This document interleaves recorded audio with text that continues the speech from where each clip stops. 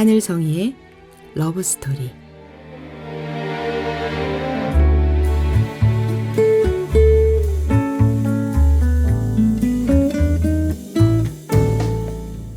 안녕하세요. 말씀과 찬양으로 사랑을 이야기하는 시간, 하늘성이의 러브스토리입니다. 저는 찬양하는 사람 하늘성이입니다. 이 묵상은 복음충신교회 조용호 목사님의 매일 성경 말씀 묵상을 바탕으로 저의 묵상을 함께 나누고 있습니다.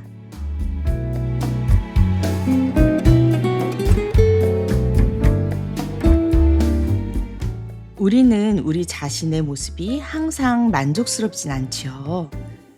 지금의 모습을 보며 가끔은 스스로에게 실망할 때가 있습니다. 왜 나는 여전히 이 모양이고 왜 나의 삶은 이리도 더디게 변해가는 건지 하며 푸념처럼 투덜거릴 때가 있습니다. 그렇지만 하나님은 우리의 현재만 보시는 분이 아니라 우리의 마지막까지 보시는 분이십니다. 오늘 말씀 속 야곱은 젊은 날의 야곱이 아닙니다. 속이고 경쟁하고 집착하며 살아온 젊은 날의 야곱을 하나님은 그를 이스라엘로 빚어가셨고 마침내 그는 그의 자녀들을 축복하며 장차 오실 메시아를 바라보는 믿음의 사람으로 서게 됩니다. 오늘 말씀을 통해 우리 역시 현재의 모습이 아니라 하나님이 이루실 미래를 바라보는 은혜가 있기를 소망합니다.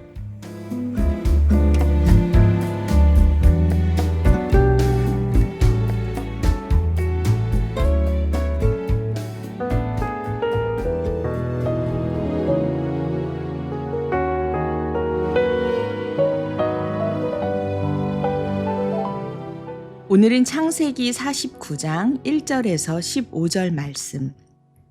메시아를 보는 야곱, 찬송이 된 유다.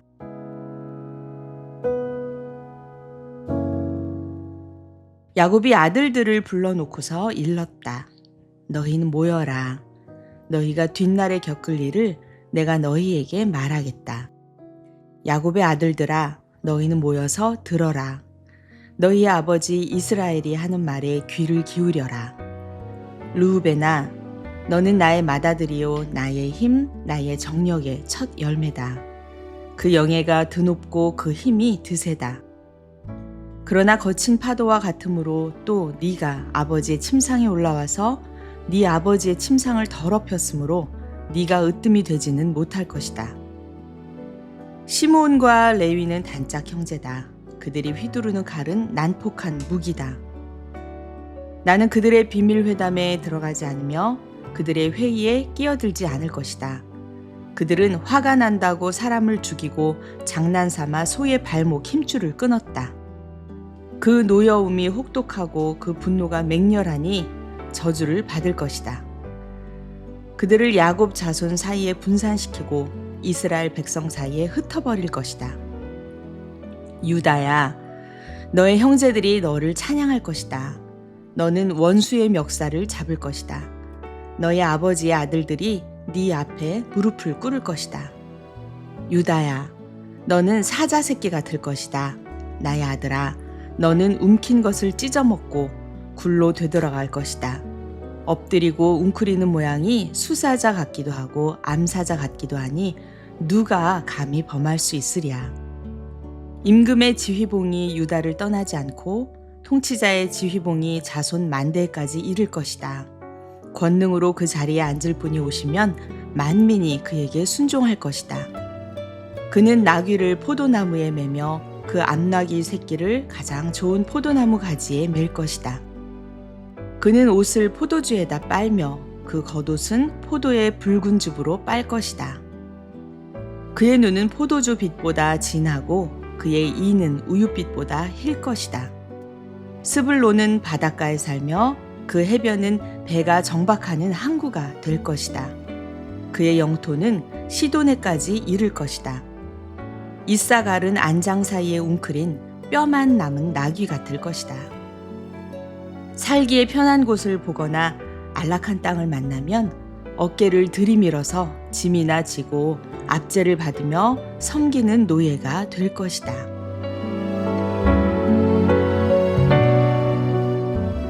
야곱은 이제 인생의 마지막 순간에 와 있습니다. 147년의 인생.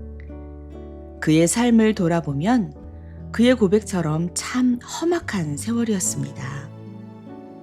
형인 에서와 경쟁했고, 아버지인 이삭을 속였고, 외삼촌인 라반에게 속임을 당했고, 사랑하는 아내 라헬을 잃었고, 그녀에게서 얻은 아들 요셉을 잃은 줄 알고 22년 동안이나 스올, 즉 죽은 것 같은 슬픔, 깊은 절망과 어둠의 시간을 보냈습니다. 그런데 지금의 야곱은 그때와는 전혀 다른 사람처럼 보입니다. 그의 눈앞의 현실이 아니라 하나님의 약속을 바라보고 있습니다. 오늘 본문은 단순한 유언장이 아닙니다. 하나님께서 보여주신 미래를 선포하는 예언입니다. 특별히 야곱의 축복 가운데 가장 놀라운 대상은 바로 야곱의 넷째 아들인 유다입니다. 유다는 요셉을 팔자고 제안했던 사람입니다. 가나안 여인과 결혼했고 가정에는 큰 아픔이 있었습니다. 그리고 다말 사건이라는 인생 최대의 수치도 경험했습니다. 그런데 하나님은 그 수치의 자리에서 유다를 만나주셨습니다. 다말 앞에서 유다는 말합니다. 그가 나보다 옳다. 그 한마디가 주는 의미는 자신의 의의를 내려놓고 자신의 죄를 인정하는 십자가의 자리였습니다. 사람은 성공해서 변하는 것이 아닙니다. 하나님 앞에서 무너질 때 변화됩니다. 그리고 유다는 가장 낮은 자리에서 하나님의 은혜를 만났습니다. 그리고 오늘 야곱은 그런 유다를 향해 이렇게 말합니다. 너의 형제들이 너를 찬양할 것이다. 참 놀라운 말씀입니다. 유다라는 이름 자체가 찬송이라는 뜻입니다. 과거에는 실패의 이름이었지만 하나님은 그 이름을 찬양의 이름으로 바꾸셨습니다. 그리고 더욱 놀라운 말씀이 이어집니다. 임금의 지휘봉이 유다를 떠나지 않을 것이다. 이 말씀은 단순히 유다 지파가 강해진다는 뜻이 아닙니다. 장차 유다 지파에서 오실 왕, 곧 예수 그리스도를 가리키는 말씀입니다. 야곱은 죽음을 앞두고 메시아를 바라보고 있습니다. 출애굽도 보고 이스라엘도 보고 다윗 왕도 보고 마침내 오실 예수님도 보고 있습니다. 참으로 놀랍습니다. 젊은 날에는 한 그릇의 팥죽과 장자의 명분만 보던 사람이 이제는 영원한 하나님 나라를 바라보고 있습니다. 하나님은 야곱을 포기하지 않으셨듯이 유다도 포기하지 않으셨습니다. 실패가 끝이 아니었고 수치가 마지막이 아니었습니다. 하나님의 은혜가 그들을 새롭게 만들었습니다. 어쩌면 우리도 야곱 같고 유다 같습니다. 여전히 부족하고 넘어지고 실수하지만 하나님은 이런 우리를 통해서도 그분의 뜻을 이루어 가십니다. 그래서 우리의 소망은 나 자신에게 있지 않습니다. 하나님의 신실하심에 있습니다.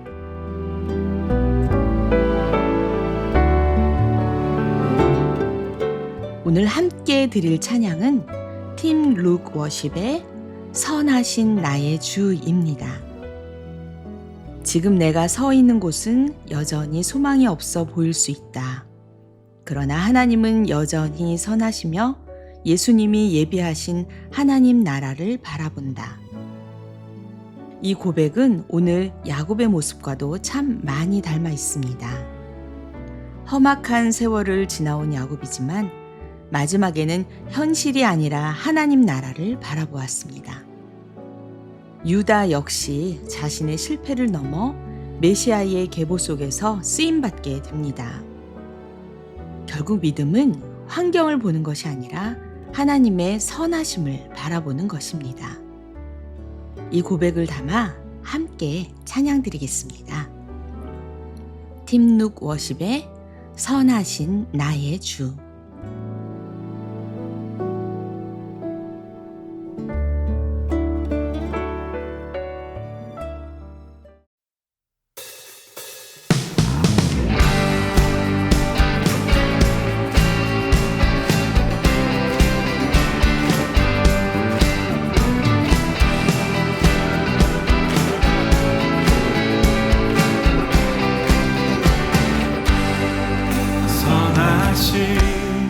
나의 주 항상 내 안에 계셔서 어둠을 밀어내사 오늘도 새 노래 주시네.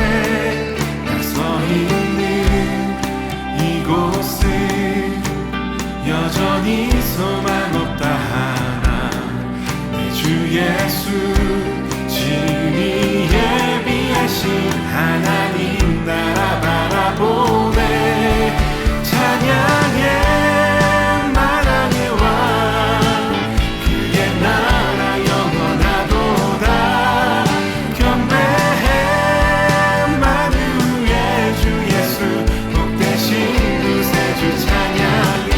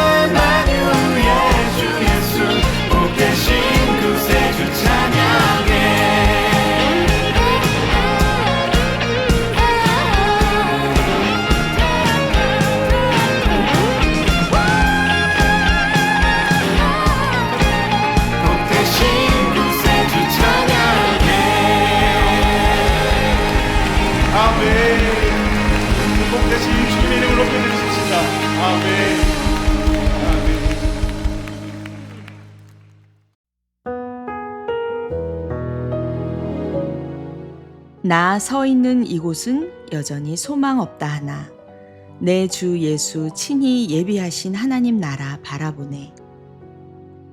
이 가사는 오늘 말씀과 참 잘 어울리는 것 같습니다. 야곱의 인생을 보면 소망 없는 순간이 많았습니다. 베델 광야, 외삼촌 라반의 집, 라헬의 죽음, 요셉을 잃은 세월. 하지만 하나님은 그 모든 시간과 과정을 통해서 야곱을 이스라엘로 빚어가셨습니다. 유다 역시 실패와 수치의 시간을 지나며 찬송의 사람이 되었습니다. 하나님은 우리의 현재보다 우리를 향한 계획을 더 크게 보고 계십니다. 그래서 믿음은 나는 안 됩니다가 아니라 하나님은 하실 수 있습니다를 고백하는 것입니다. 주님은 우리의 부족함보다 그분의 은혜를 더 크게 말씀하고 계십니다. 그리고 우리를 향해 이렇게 말하십니다. 나는 아직 너를 포기하지 않았다. 나를 포기하지 않으시는 주님의 선하심을 신뢰하며 오늘도 한 걸음씩 나아가면 좋겠습니다.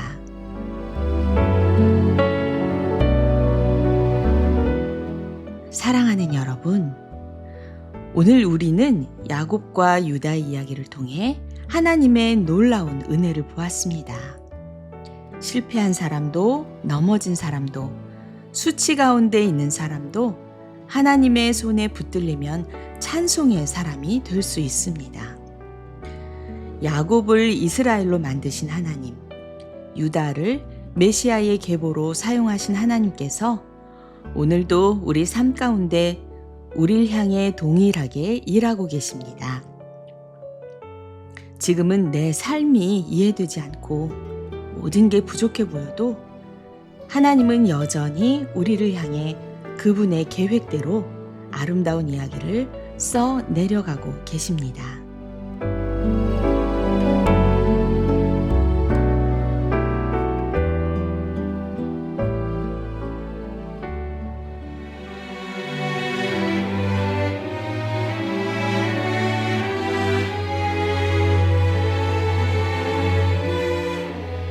지금까지 하늘성이의 러브스토리, 저는 하늘성이었습니다. 다음 시간에 또 뵐게요. 여러분 모두 평안하세요.